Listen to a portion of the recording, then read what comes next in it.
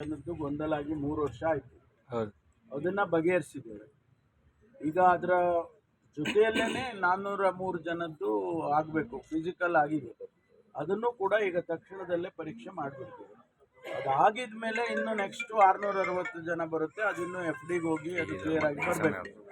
ಆದರೆ ಈ 403 ಜನದ್ದು ಆದಷ್ಟು ಬೇಗ ಮಾಡ್ತೇವೆ. ಯಾಕಂದರೆ ಅವರಿಗೆ ಶೆಡ್ಯೂಲ್ ಇದೆ, KEAಗೆ ಏನು ಶೆಡ್ಯೂಲ್ ಇದೆ, ಅವರು ನಮಗೆ ಶೆಡ್ಯೂಲ್ ಕೊಡಬೇಕು.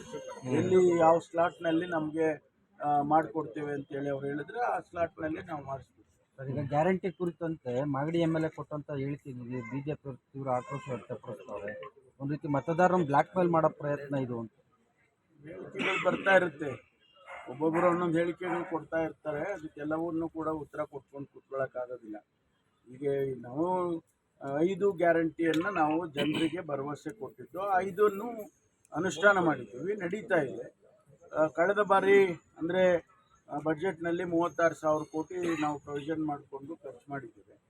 ಈ ಮುಂದೆ ಬರ್ತಕ್ಕಂಥ ದಿವಸದಲ್ಲಿ ಇನ್ನೂ ಹೆಚ್ಚಾಗುತ್ತೆ. ಯಾಕಂದರೆ 12 ತಿಂಗಳು, ಕಳೆದ ಬಾರಿ 8 ತಿಂಗಳಿತ್ತು, ಈಗ 12 ತಿಂಗಳಾಗುತ್ತೆ. 12 ತಿಂಗಳಿಗೆ ನಮ್ಮ ಅಂದಾಜಿನ ಪ್ರಕಾರ ಒಂದು 58,000 ಕೋಟಿ ಅಂತ ಹೇಳಿ ಅಂದಾಜು ಮಾಡಿದ್ದಾರೆ. ಅದಕ್ಕೂ ಈಗ ಈ ಬಡ್ಜೆಟ್ನಲ್ಲಿ, ಬರುವ ಬಡ್ಜೆಟ್ನಲ್ಲಿ ಮುಖ್ಯಮಂತ್ರಿಗಳು ಪ್ರೊವಿಷನ್ ಮಾಡ್ಕೊಳ್ತಾರೆ. ಸರ್, ಸೋನಿಯಾ ಗಾಂಧಿ ಅವರನ್ನ ರಾಜ್ಯಸಭೆ ಕಳಿಸುವಂತ ವಿಚಾರದಲ್ಲಿ ಕರ್ನಾಟಕದಿಂದ ಆಗುತ್ತೆ, ಯಾಕಂದ್ರೆ ತೆಲಂಗಾಣ ಘಟಕದವರು ಈಗಾಗಲೇ ನಿರ್ಣಯ ತಗೊಂಡು ಆಹ್ವಾನ ಮಾಡಿದ್ದಾರೆ. ಸಾಮಾನ್ಯವಾಗಿ ರಾಜ್ಯಸಭಾನ ನಾವ್ಯಾರು ತೀರ್ಮಾನ ಮಾಡೋದಿಲ್ಲ. ಪ್ರದೇಶ ಕಾಂಗ್ರೆಸ್ ಅಧ್ಯಕ್ಷರಾಗಲಿ ಮುಖ್ಯಮಂತ್ರಿಗಳಾಗಲಿ ನಾವು ಯಾರು ತೀರ್ಮಾನ ಮಾಡೋದಿಲ್ಲ. ನಾನಿದ್ದಾಗಲೂ ಕೂಡ, ನಾನು ಅಧ್ಯಕ್ಷನಾಗಿದ್ದಾಗಲೂ ಅಷ್ಟೇ ಅದನ್ನು ಹೈಕಮಾಂಡಿಗೆ ಬಿಡ್ತಾ ಇದ್ವಿ. ಹೈಕಮಾಂಡ್ನವರು ಯಾರನ್ನು ಎಲ್ಲಿ ಅಕಾಮಡೇಟ್ ಮಾಡಬೇಕು, ಕೆಲವು ಸಂದರ್ಭದಲ್ಲಿ ಬೇರೆ ರಾಜ್ಯದವ್ರನ್ನು ಕೂಡ ಅಕಾಮಡೇಟ್ ಮಾಡಿರೋದನ್ನು ನೋಡಿದ್ದೀರ. ಹಾಗಾಗಿ ಅವ್ರಿಗೆ ಬಿಡ್ತೀವಿ ನಾವು. ಸೋನಿಯಾ ಗಾಂಧಿ ಅವರು ನಮ್ಮ ರಾಜ್ಯದಿಂದ ಪ್ರತಿನಿಧಿಸ್ತಾರೆ ಅಂತ ಹೇಳಿದ್ರೆ ನಮಗೆಲ್ಲ ಭಾಳ ಸಂತೋಷ ಅಲ್ವಾ, ಭಾಳ ಹೆಮ್ಮೆ ಆಗುತ್ತೆ. ಅಲ್ಲ, ತೆಲಂಗಾಣ ಘಟಕದವರು ಆಹ್ವಾನ ಮಾಡಿದ್ದಾರೆ ಸರ್, ನಿರ್ಣಯ ತಗೊಂಡು ಮಾಡಿದ್ದಾರೆ, ಹಿಮಾಚಲದವ್ರು ಮಾಡಿದ್ದಾರೆ, ಕರ್ನಾಟಕದವ್ರು ಮಾಡಿದ್ದಾರೆ. ಅದು ಆಯ್ಕೆ ಅವ್ರಿಗೆ ಬಿಟ್ಟು. ಸರ್, ಈಗ ನಿಮ್ಮ ಇಲಾಖೆಗೆ ಸಂಬಂಧ ಪೊಲೀಸ್ ದಂಪತಿಗಳ ವರ್ಗಾವಣೆ, ಅಂತರ್ಜಿಲ್ಲಾ ವರ್ಗಾವಣೆ ಬಹುದಿನಗಳ ಬೇಡಿಕೆ ಎಲ್ಲಿ ಬಂತು? ಅದಕ್ಕೆ ನಾವು ನಿಯಮಗಳು ಮಾಡಬೇಕು. ಯಾಕೆಂದರೆ ಈಗಿರುವಂಥ ನಿಯಮದಲ್ಲಿ ಕೆಲವು ಕಠಿಣವಾದಂಥದ್ದು ಪ್ರೊವಿಷನ್ಸ್ ಇದೆ. ಅದನ್ನೆಲ್ಲ ಸ್ವಲ್ಪ ಸಡಿಲ ಮಾಡಿ ಅವರಿಗೆ ಪತಿ ಪತ್ನಿಯರು ಮತ್ತು ಭಾಳ ದಿವಸದಿಂದ ಈಗ ಉತ್ತರ ಕರ್ನಾಟಕದವರು 7 ವರ್ಷ, 8 ವರ್ಷ, 10 ವರ್ಷ, 15 ವರ್ಷ ಕೂಡ ಇಲ್ಲಿರೋರಿದ್ದಾರೆ.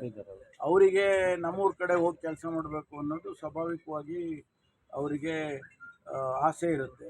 ಅದನ್ನು ಪ್ರೊವಿಷನ್ ಹೇಗೆ ಮಾಡಬೇಕು ಅಂತೇಳಿ ಕಾನೂನಿನಲ್ಲಿ ನಾವು ನಿಯಮಗಳನ್ನು ಬದಲಾಯಿಸಬೇಕಾಗುತ್ತೆ. ಅದನ್ನು ಮಾಡ್ತೇವೆ. ಸರ್, ಜಾತಿ ಗಣತಿ ವರದಿಯನ್ನ ಒಬ್ಬರಿಗೆ FIR ಆಗಿದೆ, IPS ಅಧಿಕಾರಿ ಮೇಲೆ, ಅರುಣ್ ರಂಗರಾಜನ್ ಅವ್ರ ಮೇಲೆ. ತಮಿಳುನಾಡಲ್ಲಿ ಏನು ಹೇಳ್ತಾರೆ, ಏನು ವಿಚಾರ? ಮಹಿಳಾ AS ಕ್ರಮ ತಗೊಳ್ತಾರೆ. ಅದೇನು ಕಾನೂನೆಲ್ಲ ಡಿಫೈನ್ಡ್ ಅಲ್ವಾ. FIR ಆದ ತಕ್ಷಣಕ್ಕೆ ಅಲ್ಲಿಗೆ ನಿಲ್ಲೋದಿಲ್ಲ. ಅದು ಕಾನೂನು ಏನು ಡಿಫೈನ್ಡ್ ಇದಿದೆ, ಪ್ರೊವಿಷನ್ ಇದೆ, ಅದ್ರ ಪ್ರಕಾರ ಕ್ರಮ. ಸರ್, ಕುಮಾರಸ್ವಾಮಿ ಅವರು ಜಾತಿ ಗಣತಿಯನ್ನ ತಗೊಳ್ಳಿ, ಇವ್ರು ನೋಡೋಣ ಅಂತ ಸವಾಲು ಹಾಕಿದ್ದಾರೆ. ಇದ್ರ ನಡುವೆ ಈಗ CM ಮತ್ತೆ 1 ತಿಂಗಳು ಆಯೋಗಕ್ಕೆ ಅಧ್ಯಕ್ಷರಿಗೆ ಎಕ್ಸ್ಟೆಂಡ್ ಕೊಟ್ಟಿದ್ದಾರೆ. ಇವೆಲ್ಲ ಧಮಕಿಗಳು, ಇವೆಲ್ಲ ರಾಜಕಾರಣದಲ್ಲಿ ಪ್ರತಿನಿತ್ಯ ಕೇಳ್ತಾ ಇರ್ತೀವಿ. ಯಾರು ತಾಕತ್ತು, ಯಾರಿದು, ಯಾರು ಧಮಕಿ, ಇದೆಲ್ಲ ಕೇಳ್ತಾ ಇರ್ತೀವಿ. 168 ಕೋಟಿ ರೂಪಾಯಿ ಖರ್ಚು ಮಾಡಿ ಅದಕ್ಕೆ ಒಂದು ವರದಿಯನ್ನು ಸಿದ್ಧ ಮಾಡಿದ್ದಾರೆ. ಅದನ್ನು ಸರ್ಕಾರಕ್ಕೆ ಕೊಡೋದಕ್ಕೆ ಆಗೋದಿಲ್ಲ ಅಂತ ಏನು ಧಮಕಿ ಹಾಕಿದ್ರೆ ನಿಲ್ಲಿಸ್ಬಿಡ್ತಾರೆ. ಎಕ್ಸ್ಟೆಂಡ್ ಮಾಡಿದಾರಲ್ಲ ಸರ್, ಮತ್ತೆ 1 ತಿಂಗಳು. ಈಗ ಅವ್ರಿಗೆ ಕೇಳ್ಕೊಂಡಿದ್ದಾರೆ, ನಮ್ಗೆ ಇನ್ನೊಂದಿಷ್ಟು ಸಮಯ ಕೊಡಿ, ಫೈನಲ್ ಸ್ಟೇಜ್ನಲ್ಲಿ